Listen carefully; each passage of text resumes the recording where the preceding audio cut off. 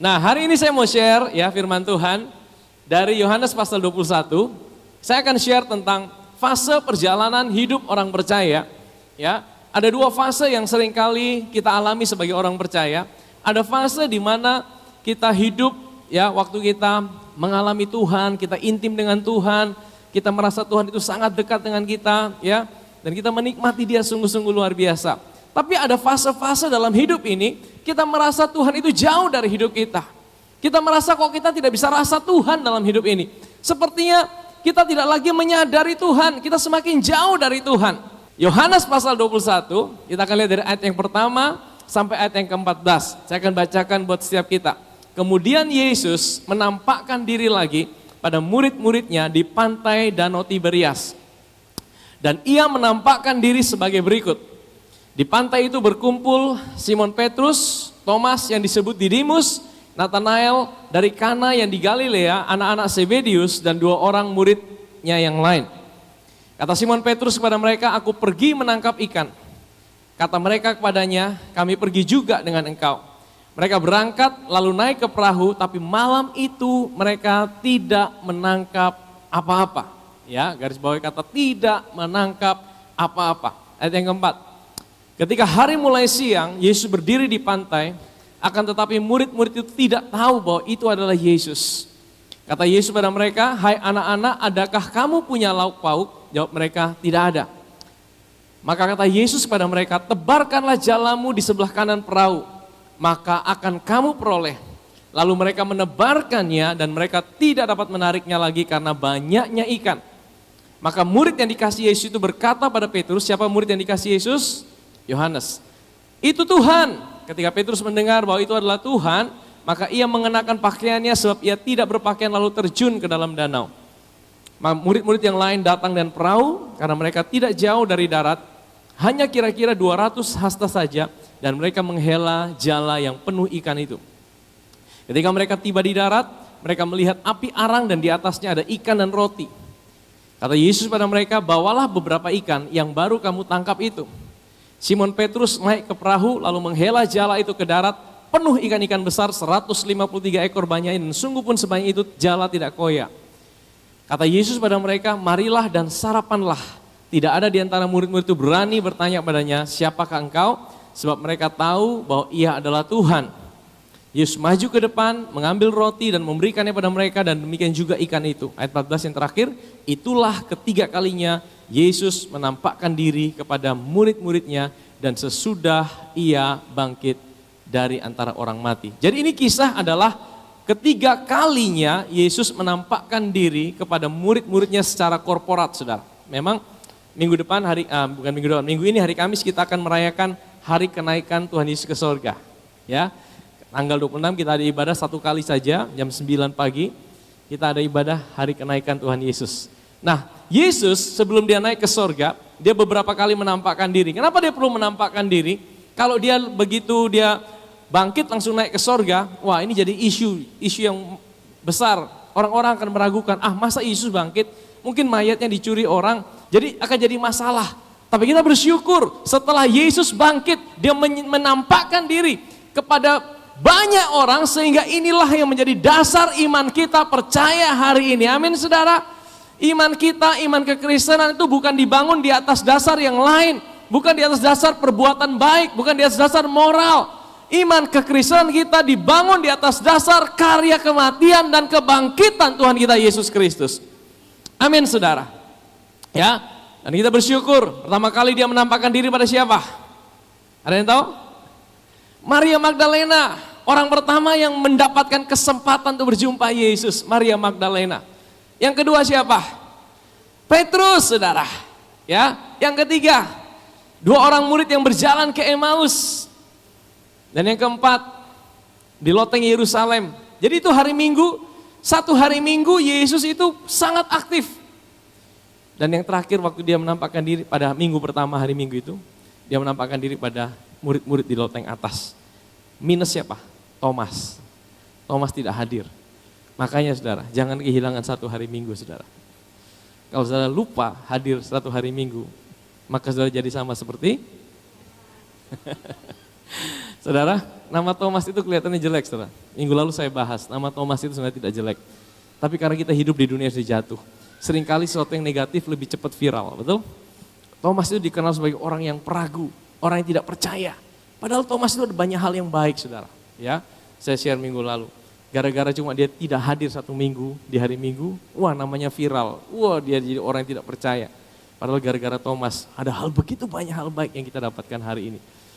Dan singkat cerita, ya kita tidak bahas itu lagi, nanti Yesus juga menampakkan diri lagi sama Thomas di minggu berikutnya.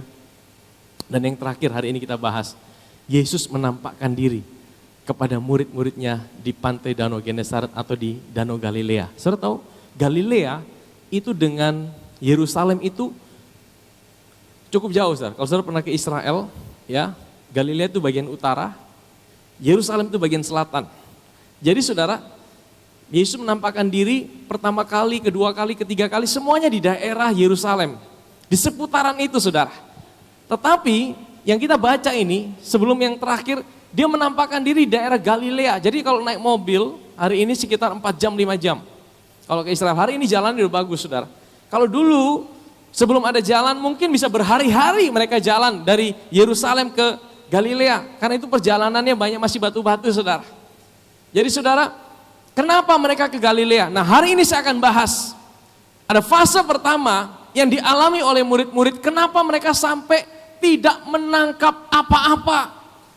Kenapa sampai mereka ada dalam situasi seperti apa yang mereka lakukan, sepertinya semuanya tidak ada hasilnya, saudara.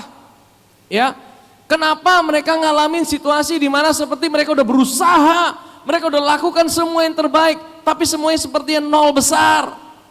Pernahkah kita ngalamin seperti itu, saudara? Nah mari kita buka Matius 28, saya akan jelaskan dulu, saudara. Ayat 10, kenapa mereka ada di Galilea? Kenapa murid-murid itu sampai di Galilea? Sebenarnya mereka ada di Yerusalem, tapi kenapa mereka ada di Galilea? Mari kita buka Matius 28 ayat yang ke-10. Maka kata Yesus kepada mereka, jangan takut, pergi dan katakanlah kepada saudara-saudaraku, supaya mereka pergi ke Galilea. Jadi ini Yesus yang bilang, waktu dia bangkit, disuruh murid-muridnya pergi ke Galilea. Jadi murid-muridnya salah tidak mereka ke Galilea?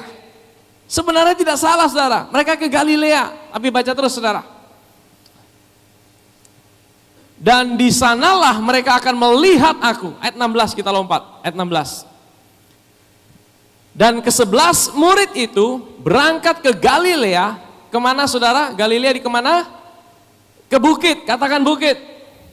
Ya, yang telah ditunjukkan Yesus kepada mereka. Jadi di Galileanya bukan sekedar di Galilea. Galilea kan besar, saudara. Galilea itu seperti satu daerah besar. Galilea di bagian mana? Galilea itu banyak bukit dan ada banyak di pinggir danau. Dan Yesus sudah kasih tahu, pergilah ke Galilea, ke sebuah bukit. Karena Yesus dan murid-muridnya sering ke Galilea. Dan Yesus disebut sebagai sobat dari Galilea, betul? Sobat dari Galilea, karena Yesus itu besar di Galilea. Pelayanannya banyak di Galilea. Dia sebut sobat Galilea. Makanya Yesus dan murid-muridnya tahu bukit mana yang ditunjukkan oleh Yesus. Tapi sudah perhatikan, tadi kita bahas di dalam Yohanes pasal 21, murid-muridnya ada di bukit atau ada di danau? Ada di bukit atau ada di danau? Mereka tidak ada di bukit, saudara. Mereka ada di mana? Di danau. Ya. Jadi apa maksudnya ini, saudara? Yesus suruh mereka pergi ke bukit di Galilea, tapi mereka pergi ke Galilea, tapi mereka tunggu di danau. Kira-kira tepat tidak ya seperti yang Yesus katakan? Tidak. Kenapa seperti itu? Saudara tahu, waktu Yesus bangkit, Yesus tidak pernah kasih tahu, nanti besok ya, tunggu beta mau menyatakan diri lagi ya. Atau nanti janji minggu depan ya, beta mau menampakkan diri lagi. Soalnya Yesus tidak janji seperti itu. Waktu Yesus menampakkan diri di loteng atas, dia tidak janji, nanti besok tunggu, minggu depan, jam sekian, beta tunggu di bukit ini. Tidak, saudara, Yesus tidak bilang itu. Nah ini jadi masalah. Jadi murid-murid itu terima informasi, tapi mereka tidak tahu pasti kapan dia akan muncul. Ini jadi persoalan. Orang kalau disuruh menunggu, pekerjaan yang paling bosan itu paling tidak enak apa? Soalnya kita suka menunggu. Nanti baik kalau menunggu pasti saudara. Kadang-kadang janji jam berapa? Jam 12. Oh, di tempat ini tidak ada, mungkin di luar sana banyak saudara. Kalau janji jam 12 belum ada. Jam 2 baru muncul saudara. Saudara suka kalau tunggu seperti itu? Itu pun kalau sudah janji ada janji, ada waktunya. Bagaimana kalau disuruh tunggu? Oke, nanti itu kapan? Pokoknya nanti sudah. Kapan soalnya tahu nanti sudah. Apalagi kalau yang lagi pacaran sudah. Nanti ketemu nikah Kapan? Pokoknya nanti sudah, percaya Percaya sudah, nanti sudah. Nanti terus kapan ini? Kalau orang disuruh menunggu saudara, itu paling tidak enak saudara. Apalagi menunggu sesuatu yang tidak pasti, betul? Karena manusia itu butuh kepastian. Kenapa orang seringkali jadi stres? Kenapa orang seringkali jadi depresi? Kenapa hidupnya jadi tidak tenang? Karena tidak ada kepastian dalam hidupnya. Makanya saya bilang sama jemaat Tuhan, kalaupun semua hal tidak pasti, paling tidak kita punya satu pegangan kepastian. Apa itu kepastian? Yesus mencintai aku lebih dari segalanya. Itu harus kita pegang saudara. Karena manusia ini kalau tidak ada kepastian, hidupnya akan berantakan. Manusia butuh satu kepastian. Ya, kalaupun tidak ada kepastian, pegang satu kepastian. Jesus love me. Dia selalu ada buat hidupku. Amin saudara. Nah saya percaya murid-murid ini, mereka tunggu Yesus di bukit mungkin. 1 hari Yesus belum muncul, 2 hari Yesus belum muncul, 3 hari Yesus belum muncul. Lama-lama mereka juga capek, jangan-jangan mereka pikir, jangan-jangan Yesus tipu kita ini. Jangan-jangan Yesus naik ke sorga. Saudara kita baca Alkitab, kan udah selesai semuanya. Kita udah tahu dari awal sampai akhir. Kan Alkitab yang kita baca udah dari apa yang sudah selesai. Tapi kalau mereka yang alami pada waktu itu, mereka sedang menantikan kapan Yesus akan muncul, kapan Yesus akan datang. Saya percaya mereka juga dipenuhi dengan pengharapan, mereka dipenuhi dengan kebimbangan. Mereka tidak tahu, Yesus tidak bilang nanti jam sekian, hari ini saya muncul. Jadi mereka mengharapkan sesuatu dalam ketidakpastian saudara. Pernahkah saudara hari ini sedang mengharapkan janji Tuhan? Dan saudara sedang menantikan sesuatu yang mungkin buat saudara hari ini mau hilang pengharapan. Adakah saudara sedang mengharapkan janji Tuhan hari ini? Tidak ada tempat ini semua ya, wah luar biasa. Tempat ini semua udah percaya mati dengan Tuhan, wah luar biasa. Di luar sana banyak saudara, banyak orang sedang stres. Banyak orang sedang menantikan pengharapan dan mereka sedang galau saudara. Mereka sedang jauh. Saudara tahu kalau orang lagi stres, mereka lagi tidak punya pengharapan. Biasanya apa yang mereka lakukan keputusan-keputusan yang salah saudara. Kalau orang lagi stres, lagi galau, mereka pengen jauh dari Tuhan. Saudara tahu apa yang diputuskan oleh murid-murid? Mereka bilang, ayo kita pergi memancing kembali. Sebenarnya mancingnya tidak salah. Cuma yang saya percaya kalau Yohanes tulis itu, mereka pergi memancing kembali, seolah-olah kisahnya mirip dengan apa yang terjadi di dalam Lukas pasal 5. Saya percaya ada satu pesan yang Tuhan mau sampaikan dan jadi pembelajaran buat kita hari ini. Mari kita buka sekali lagi di dalam Yohanes pasal 21 ayat yang ketiga. Di sini dikatakan, kata Simon Petrus pada mereka, aku pergi menangkap ikan. Kata mereka kepadanya, kami pergi juga dengan engkau. Mereka berangkat lalu naik ke perahu. Dalam New King James Version, itu bukan sekedar naik ke perahu, tapi naik ke perahu itu. Naik ke perahu itu, maksudnya apa? Mereka udah tahu perahu mana yang mereka akan naik. Ini bukan sekedar memancing biasa. Saya percaya ini ditulis oleh Yohanes ada pesan bahwa mereka sedang dalam keadaan frustasi, mereka dalam keadaan stres mungkin. Akhirnya apa? Mereka ambil suatu keputusan. Dan biasanya keputusan yang diambil dalam keadaan stres, keputusan yang salah saudara. Mereka berusaha menolong Tuhan. Saudara tahu ada pribadi di Alkitab juga yang berusaha tolong Tuhan waktu mereka nantikan janji Tuhan, namanya siapa? Ada yang tahu? Abram. Abram itu seorang yang mendapatkan janji Tuhan untuk punya anak. Dan umur 75, dia belum punya anak saudara. Dan Sarai istrinya bilang gini, Abram, ambil tuh Hagar tuh gagah tuh. Dia cantik tuh, masih muda lah. Weh, ambil sudah. Weh, Abraham ini dia ikut dia punya istri, sudah ambil. Ambilnya apa saudara? Punya anak saudara. Tapi sudah tahu, gara-gara Abraham dan Sarai berusaha tolong Tuhan, itu jadi persoalan sampai sekarang. Sudah tahu peperangan sampai hari ini. Ya, itu gara-gara siapa? Ini gara-gara Abraham ini. Coba ditahan sedikit, wah aman sudah ini hari saudara. Ini gara-gara Abraham tidak tahan, nah makanya sampai hari ini konflik tidak pernah habis saudara.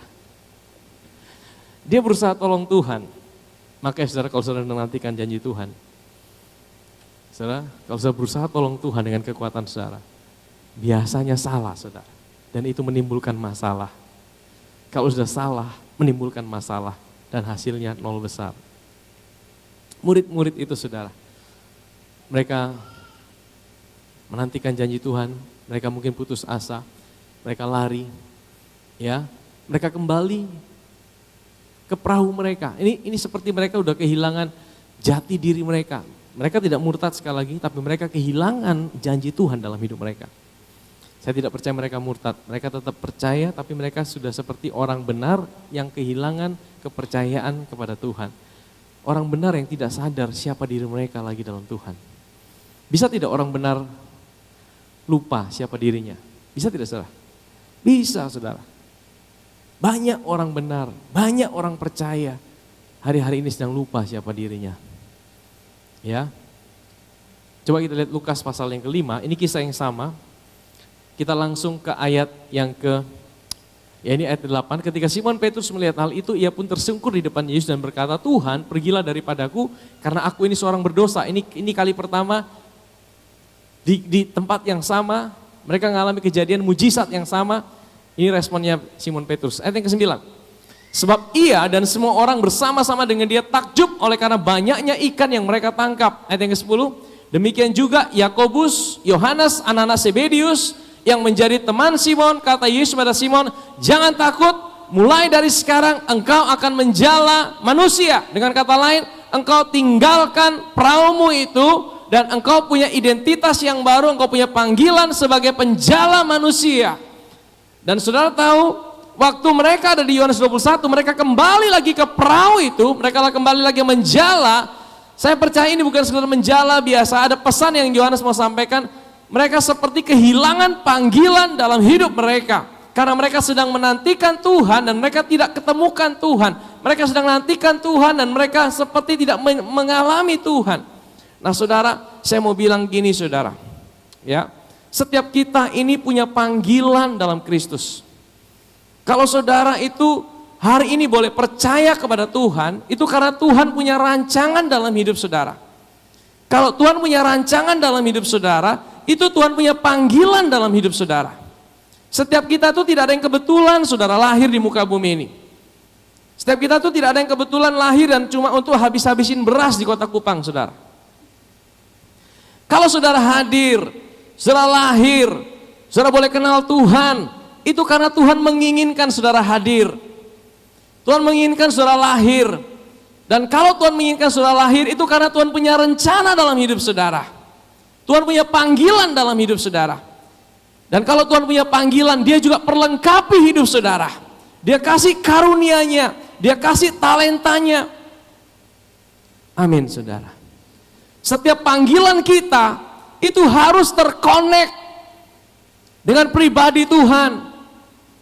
Kita tidak bisa bilang panggilan kita tidak terkonek dengan Tuhan. Karena yang ciptakan diri kita bukan yang lain saudara. Yang ciptakan kita adalah Tuhan. Kalau saudara mau temukan panggilan hidup saudara, saudara harus temukan Tuhan. Atau sudah ditemukan Tuhan. Karena panggilan hidup kita pasti terkonek dengan Tuhan. Amin. Sehingga kadang-kadang dalam hidup ini, kalau saudara sedang dalam keadaan menantikan janji Tuhan, dan kemudian saudara merasa Tuhan seperti tidak ada, mungkin kita tidak lagi bisa rasa Tuhan. Maka saudara merasakan sepertinya Tuhan itu tidak bisa disadari lagi, tidak rasa lagi. Memang Tuhan tidak sebenarnya bisa dirasakan.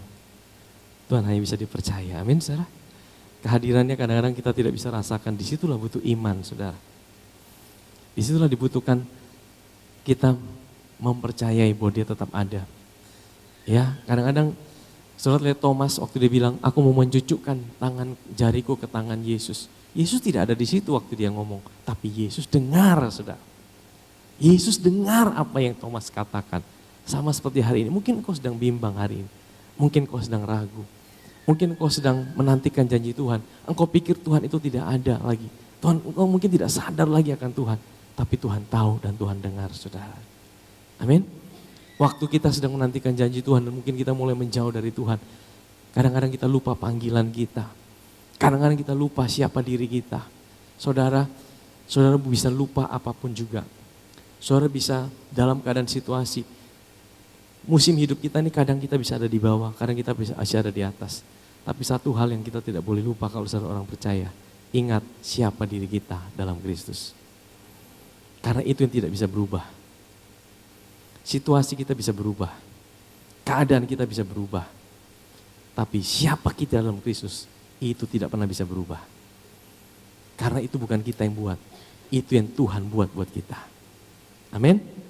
Kalau dalam keadaan susah, dalam keadaan yang berat, saudara ingat engkau adalah orang benarnya Tuhan. Engkau ingat engkau dicintai Tuhan. Tuhan selalu ada buat hidupmu. Engkau akan kuat, saudara. Dalam keadaan engkau di atas, engkau ingat siapa dirimu, engkau tidak akan sombong. Engkau tahu yang buat hidupmu bisa ada di atas, itu bukan karena engkau, tapi karena Tuhan yang panggil hidup saudara. Amin, saudara. Saya percaya, setiap kita di tempat ini juga, Tuhan kasih panggilan, Tuhan kasih rancangan, Tuhan kasih karunia, dan itu semua terkoneksi dengan Dia. Amin, saudara. Nah, terus saudara. Mereka menangkap ikan tapi tidak dapat apa-apa. Ayat yang ketiga, kita kembali. Mereka tidak menangkap apa-apa. Ya, kalau orang jauh dari Tuhan, sepertinya mungkin ada orang-orang yang mungkin, sepertinya hidupnya baik-baik saja. Tapi kalau saudara sungguh-sungguh dalam hati mereka, mereka seperti kosong, saudara. Tidak tangkap apa-apa. Ya, kalau kita jauh dari Tuhan, ingat Tuhan tidak pernah jauh dari kita. Tapi kita bisa jauh dari Tuhan. Tuhan tidak pernah jauh dari kita, tapi kita bisa jauh dari Tuhan. Waktu kita tidak menyadari Dia, waktu kita meragukan janjinya dalam hidup ini. Next, ayat yang keempat. Ketika hari mulai siang, Yesus berdiri di pantai. Akan tetapi murid-murid itu tidak tahu bahwa itu adalah Yesus. Ini yang saya suka, saudara. Kita mau lari kemanapun juga, kita mau jauh dari Tuhan. Kalau saudara orang percaya, Tuhan akan terus kejar hidup saudara. Amin. Tuhan terus akan kejar hidup saudara, tapi Tuhan tidak pernah paksa. Beda Tuhan dengan iblis gini, saudara. Kalau iblis itu paksa, saudara. Dia akan merasuk, saudara. Dia akan paksa hidup saudara. Tapi Tuhan sangat gentle. Dia akan kejar hidup saudara, tapi Dia tidak pernah paksa hidup saudara. Dia akan minta saudara buka hati saudara. Saudara dengan sukarela datang sama Dia. Next, ayat yang kelima.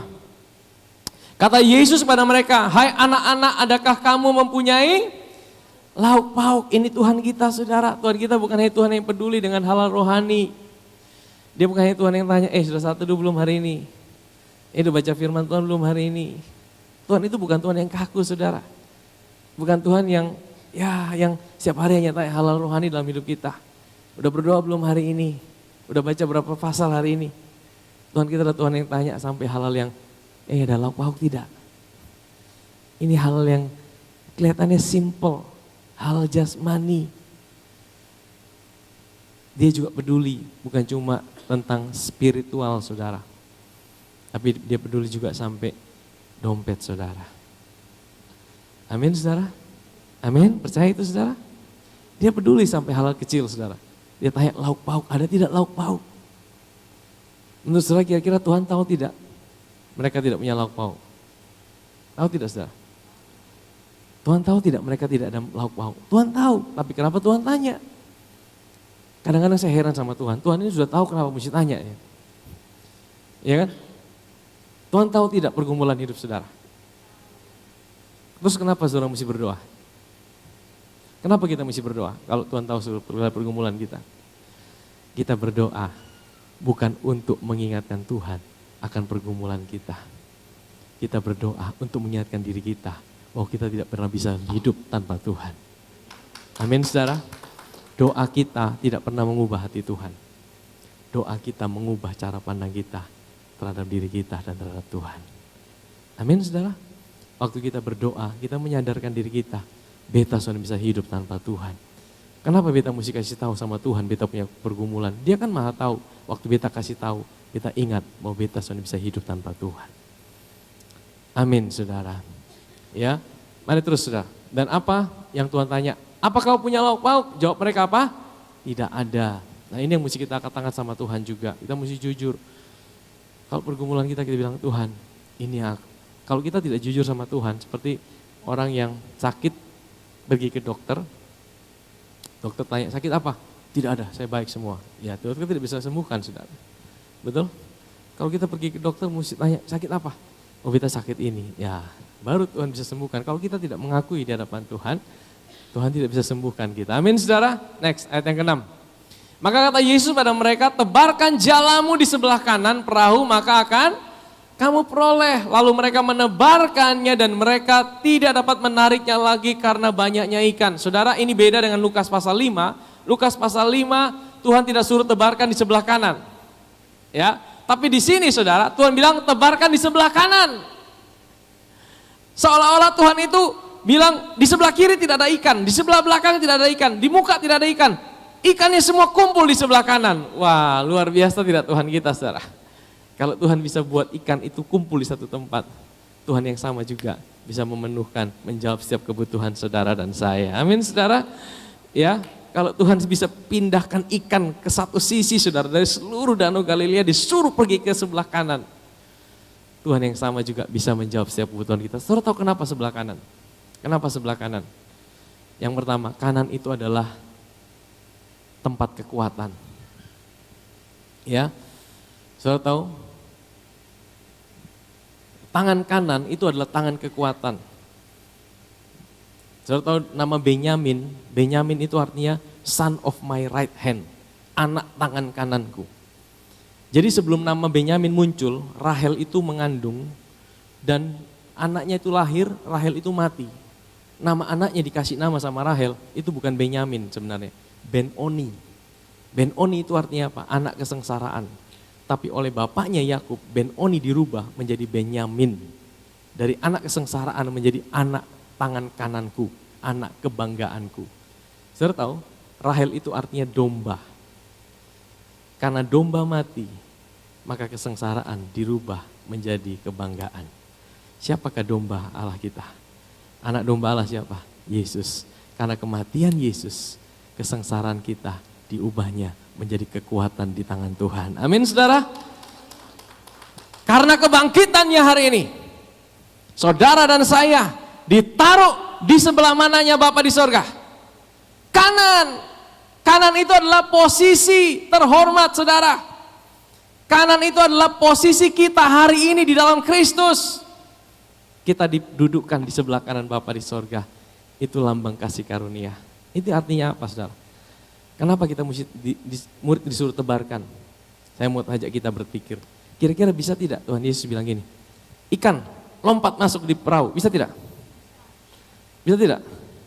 Ikan lompat masuk di perahu. Bisa betul? Tanpa perlu Yesus bilang tebarkan jala. Kenapa Yesus suruh tebarkan jala? Yang pertama gini saudara, Tuhan itu dia maha kuasa. Dia bisa buat apa saja. Tapi dia tidak mau buat sesuatu tanpa melibatkan saudara dan saya. Dia bisa membelah laut merah. Tapi dia mau pakai Musa dengan tongkat puruk. Apa hebatnya tongkat di tangan Musa? Itu tongkat puruk saudara. Apa hebatnya Musa? Tapi kenapa dia mau pakai Musa? Tuhan bisa, Tuhan tiup itu laut pasti terbelah. Tapi kenapa dia suruh Musa? Musa ambil itu tongkat, pukul di laut merah, tongkat itu, laut merah itu terbelah. Ini menandakan gini saudara, Tuhan itu mau jadikan kita rekan kerjanya dia. Teman kongsi. Kita ini teman kerjanya Tuhan. Ya, semua Tuhan kasih modal, semuanya dari Tuhan. Tapi kita disuruh rekan kerja, Tuhan tidak mau lakukan apa-apa kalau tidak melewati hidup saudara dan saya. Betapa luar biasanya hidup kita. Ini juga bilang gini saudara, maksudnya gini, Tuhan itu mau kita mengeksersis iman itu gini saudara. Iman itu bukan kayak saudara di rumah, Tuhan berkati aku. Tiba-tiba saudara tidur kan firman Tuhan bilang, Tuhan memberkati orang pada waktu dia tidur. Kalau gitu beta tidur terus dari pagi sampai malam. Kalau beta tidur pasti Tuhan berkati beta. Tuhan kirim dari langit terbuka, hujan uang masuk beta ke rumah. Seperti itu saudara? Tidak saudara. Tuhan itu memberkati kita dengan cara apa? Yang pertama, dia berikan kepastian buat kita. Hari ini kita orang yang diberkati. Tapi bagaimana kita mengalami berkat itu? Kita mesti bergerak. Kita mesti keluar. Kita mesti menebarkan jala. Menebarkan jala di sebelah kanan artinya apa? Hari ini kanan tuh bicara kasih karunia. Saudara bekerja bukan supaya saudara diberkati. Tapi karena saudara diberkati, maka saudara bekerja. Jangan lakukan sesuatu supaya Tuhan itu mencintai hidup saudara. Tapi karena sudah dicintai, sudah diberkati, sudah dikasihi, maka saudara bisa lakukan segala sesuatu. Itu menebarkan jala di sebelah kanan. Itu yang Tuhan bilang gini, aku udah berkati hidupmu, tapi engkau mesti kerja. Jangan ada yang malas. Kita anak-anak Tuhan harus rajin. Tapi kita rajin bukan supaya diberkati Tuhan. Tapi kita rajin karena kita sudah diberkati oleh Tuhan. Amin saudara. Waktu engkau mulai kerja, engkau mulai cari lamaran. Dengan sebuah kesadaran, Tuhan aku tahu, aku udah diberkati sama Tuhan. Tuhan aku tahu, aku udah dicintai sama Tuhan. Aku mulai berjalan, aku mulai lakukan sesuatu. Tapi dari sebuah kesadaran, aku telah diberkati oleh Tuhan. Itu melempar jala di sebelah kanan. Kanan itu adalah kasih karunia. Kenapa kita bisa diberkati? Kenapa kita bisa dicintai? Semua hanya oleh karena karya Kristus. Amin saudara. Maka murid yang dikasih Yesus itu berkata kepada Petrus. Murid yang dikasih itu siapa? Yohanes. Itu Tuhan. Orang pertama yang dapat pewahyuan bahwa itu adalah Yesus adalah Yohanes. Saudara tahu kenapa Yohanes dapat pewahyuan? Karena dia murid yang dikasihi. Apakah dia dikasihi lebih dari yang lain? Tidak saudara. Tapi dia menyadarkan bahwa dirinya selalu dicintai oleh Tuhan. Kalau kita selalu menyadarkan diri kita dicintai dan dikasihi oleh Tuhan, saya percaya kita akan bisa lebih peka dengan Tuhan. Amin. Saya kasih tahu di jemaat tempat ini, kita adalah generasi yang bukan membanggakan kasih kita sama Tuhan. Kasih kita sama Tuhan itu bisa naik turun. Hari ini saya bisa mengasihi Tuhan, besok saya bisa tidak mengasihi Tuhan. Kasih kita naik turun, hanya kasih Tuhan buat kita yang tidak pernah naik turun. Amin saudara. Kalau kita selalu membanggakan kasih Tuhan sama hidup kita kuat saudara. Karena kita tahu kasih Tuhan tidak pernah berubah dalam hidup kita. Ya, next terus. Ketika Petrus mendengar bahwa itu adalah Tuhan, maka ia mengenakan pakaiannya sebab ia tidak berpakaian lalu terjun dalam danau. Ayat yang ke-8. Murid-murid yang lain datang dengan perahu karena mereka jauh. Mereka tidak jauh dari darat, hanya kira-kira 200 hasta saja. Mereka menghela jala yang penuh ikan itu. Ayat 9. Ketika mereka tiba di darat, mereka melihat api arang, di atasnya ikan dan roti. Next, kata Yesus pada mereka, bawalah beberapa ikan yang baru kamu tangkap itu. Simon Petrus naik ke perahu lalu menghela jala itu ke darat, penuh ikan-ikan besar, 153 ekor banyaknya, dan sungguh pun sebanyak itu jala tidak koyak. Ayat 12. Kata Yesus pada mereka, marilah, sarapanlah. Tidak ada di antara murid-murid itu yang berani bertanya padanya, siapa engkau?